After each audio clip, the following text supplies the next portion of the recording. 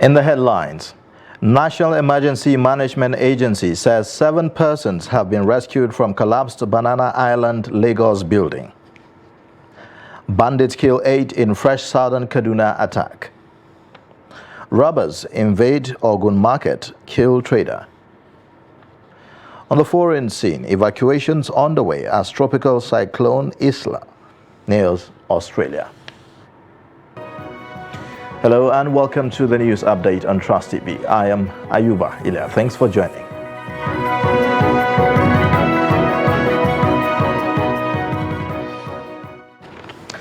And now the details. The National Emergency Management Agency says it has rescued 7 persons from the collapsed building in the Banana Island, Ikoyi area of Lagos State. The 7-story structure under construction collapsed on Wednesday, but no lives were lost.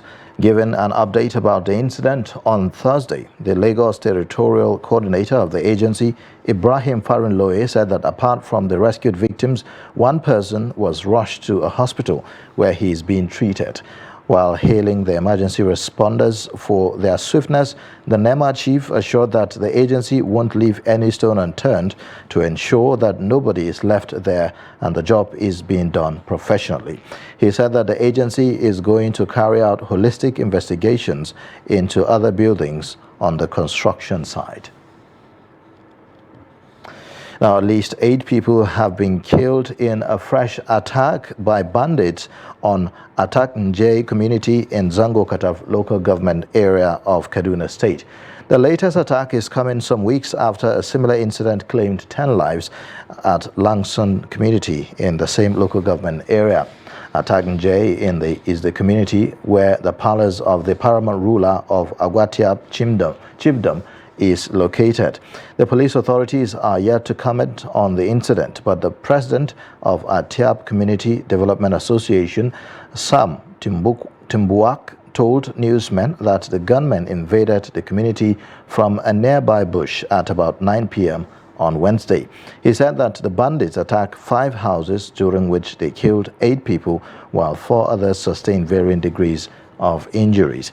The Atiap president lamented that despite the scene of the attack being located very close to a military checkpoint, soldiers arrived at the community after the attackers had committed their heinous crimes and left. The police in Ogun State has repelled an armed robbery gang that invaded the popular phone market in Okelewo area of Abeokuta, the state capital.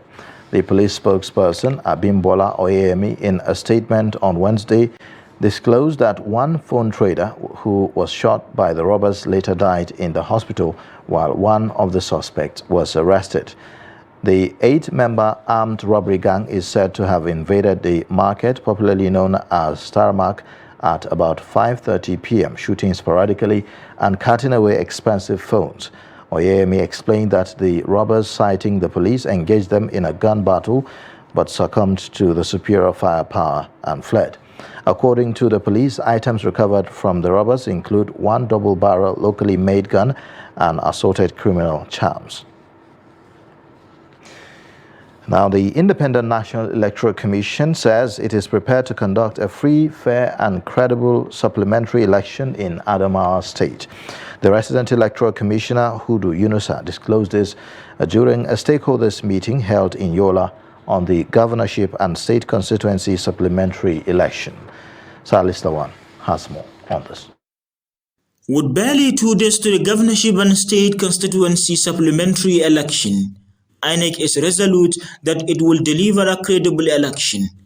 The governorship supplementary election is scheduled to hold across 20 local government areas in 69 polling units, with 42,785 total registered voters and 36,935 collected PVCs. The resident electoral commissioner, Barrister Hudu Yunusa, is urging officials of political parties to ensure that only 1 agent accredited by the commission will be allowed at the polling units and collation center during the election.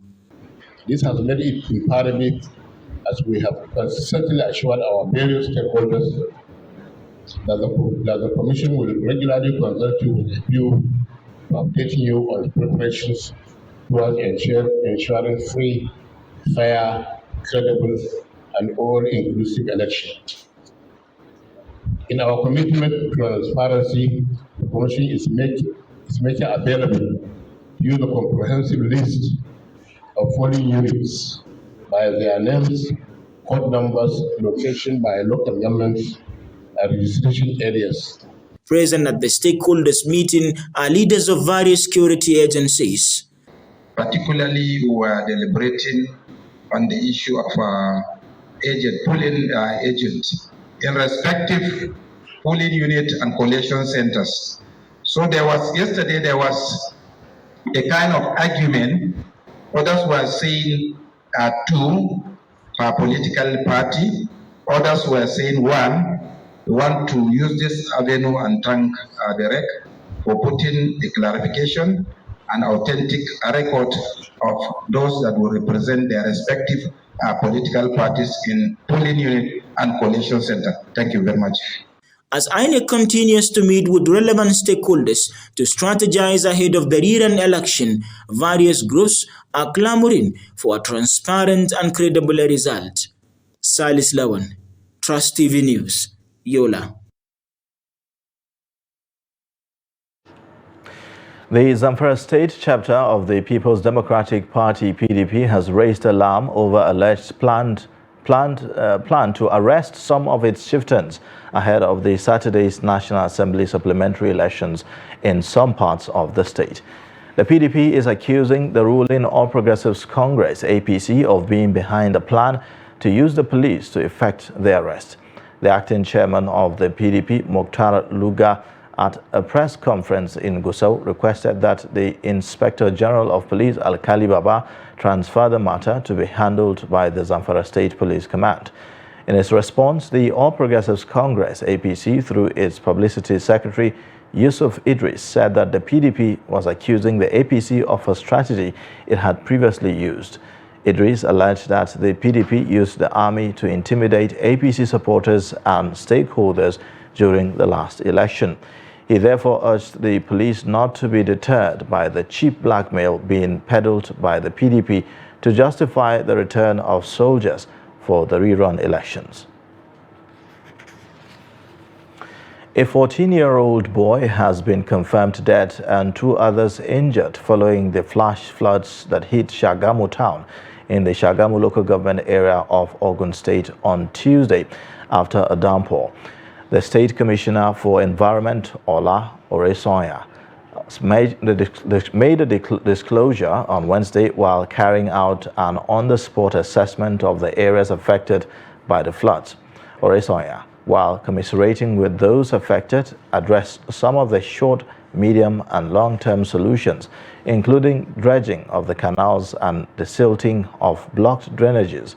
Speaking on the plans of the state government, the commissioner said that the redesign of the drainage master plan of the state had become imperative and called on the federal government for assistance to ameliorate the perennial challenges. Farmers on the banks of River Kaduna are calling on the incoming government in the state to train them in modern farming techniques and provide them farm inputs that will boost their crop production. The farmers are still lamenting the bad experience during last year's floods and say that this has been compounded by a crop disease presently ravaging their product. Trust TV's Bello Musa reports. For decades, farmers on the Kaduna River bank have supplied vegetables and other crops to the Kaduna metropolis. Despite advances in technology, these farmers are still applying old methods of farming to produce crops. We inherited the farms and the farming from our fathers, and we learned from them and developed more agricultural techniques on the job because we didn't have privilege of learning from school.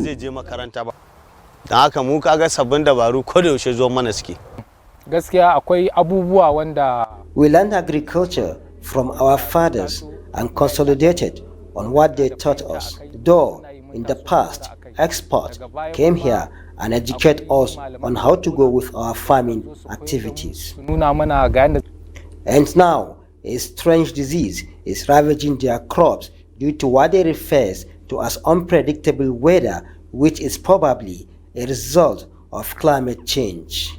Yanzu kaman tumatir kasan yana son sanyi baya son zafi. Shi ma wannan yalan yana son sanyi. Like tomato and garden egg, they grow in cold season, but due to mixed weather condition we are experiencing now, our tomato and garden eggs are affected with the disease and we harvest at loss.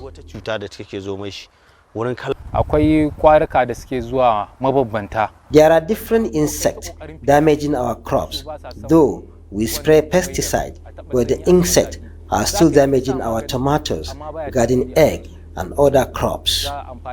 Floods are a big threat to these farmers as they destroy their crops every year. Still, trying to recover from last year's flood, they have devised alternate strategies to avoid damage by the flood. When we envisage flood, to avoid destruction of plants by the flood, we plant early so that we can harvest before the flood comes.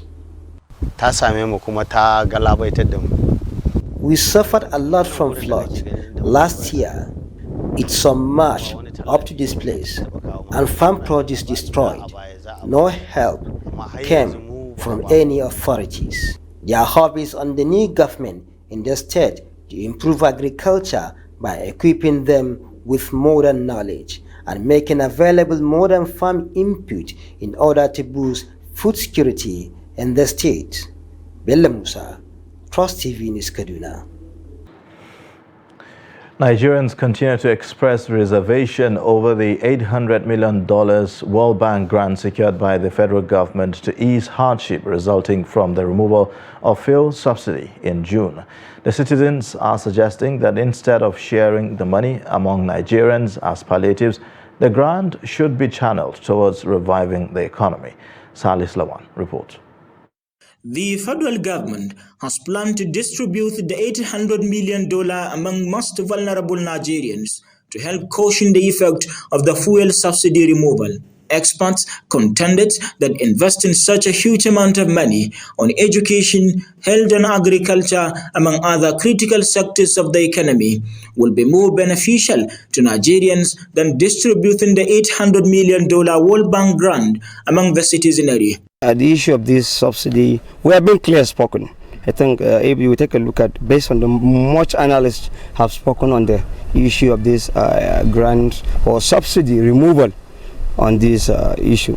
First and foremost, the subsidy we're talking about, I think it was being spoken last 2022, and I have seen it has been reversed in the budget, supplementary budget of the 2023. So the issue of this grant of the World Bank, I think the better way that the World Bank is releasing such funding is to, one, the community, two, the important, relevant impact to the people of the country, more especially the Nigerians. Regarding to the grant the federal government received from the World Bank, which is approximately more than 300 billion naira, I think it will be better for the government, instead of sharing peanut to those few Nigerians that are on the national social register, where they will spend it in less than a day or two. I think the grant should be used properly by revamping our refineries.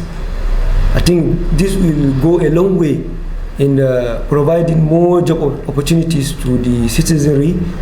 Some Yola residents are concerned with the plan and are more comfortable with the money being used to enhance the security sector.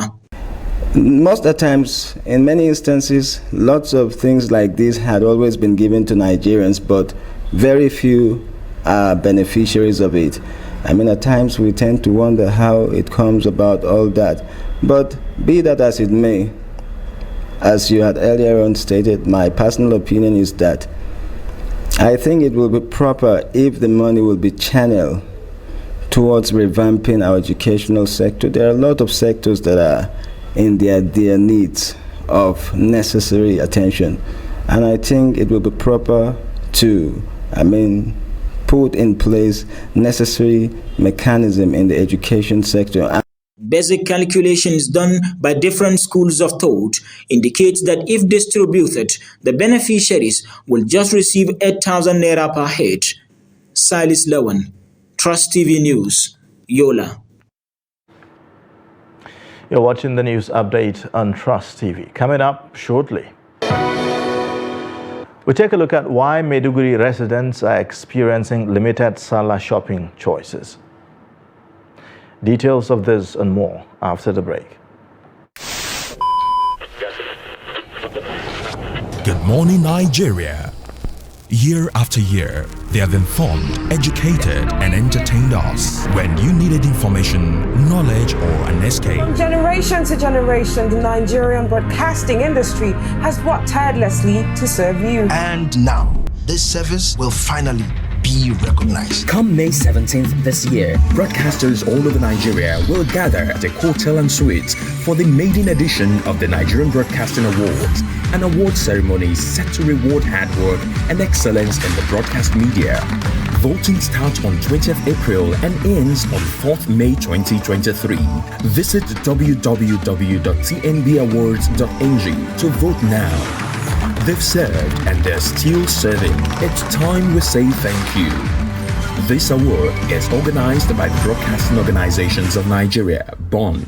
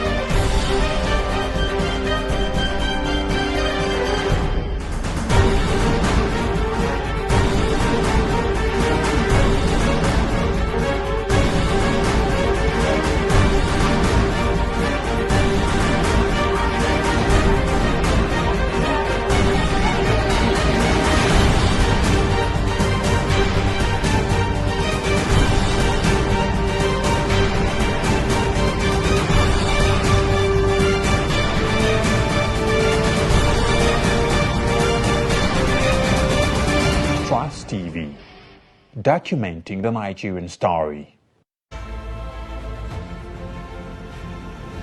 Now, as part of efforts to support Africa's goal of strengthening... Now, looking at the activity chart, as you can see right here, a total volume of 130... Inherited a Boko Haram crisis that at that time was restricted to Yobe. How secure are they?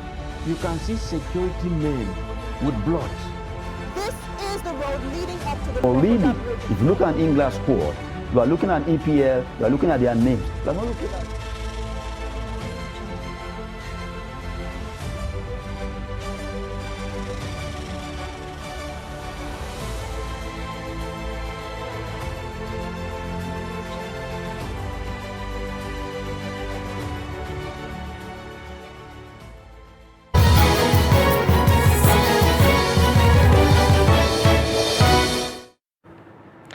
Welcome back. This is the news update on Trust TV, and here's a look at the top stories again.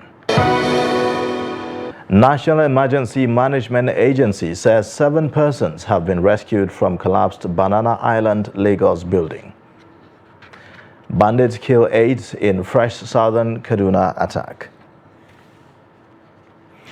Now, moving on. The Economic and Financial Crimes Commission has arrested 11 persons for internet fraud in Jere and Maiduguri local government areas of Borno State.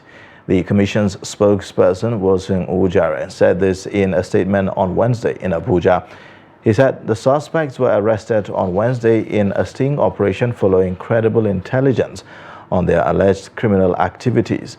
He said the suspects will be charged to court as soon as the investigation is concluded. Items recovered at their residence included one Mercedes-Benz GLK 350, a Toyota Corolla Saloon car, smartphones, MTN 4G Wi-Fi, and power banks. Maiduguri residents may be limited in their choices during Salah because the fire outbreak that burnt down the main market in the capital city of Borno State last month. Infernos had affected many markets in the metropolis where goods and properties worth billions of naira were consumed by fire. Bitrus Kuruti reports that residents in Maiduguri said that the disasters has not just denied them of a wholesome shopping experience, but has led to hikes in the prices of goods in the city. The report. Monday market, few weeks before the terrible incident, was a beehive of activity, with traders and customers exchanging commodities and money.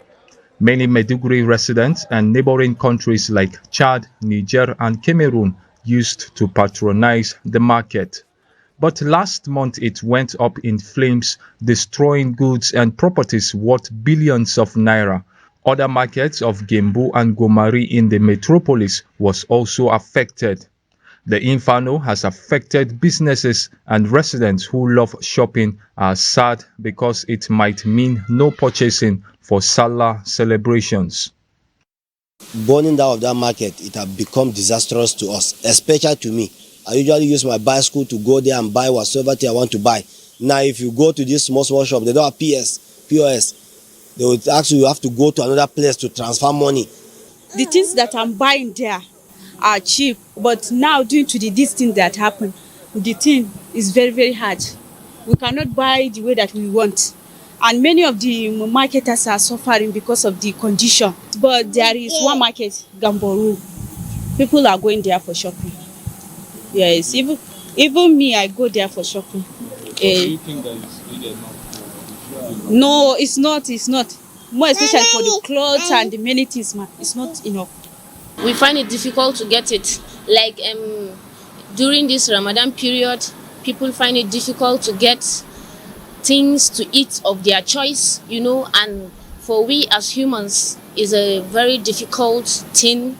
Some residents complained that some shop owners have taken advantage of the incident to hike the prices of their goods. It's highly devastating. I'm not actually happy with the way especially the marketers are doing. They have just inflated price of goods anyhow. They don't consider. The market thing is honestly disturbing because, for instance, I used to buy things there cheaply. I buy spaghetti for 4,500 naira, but now it's 7,200 naira.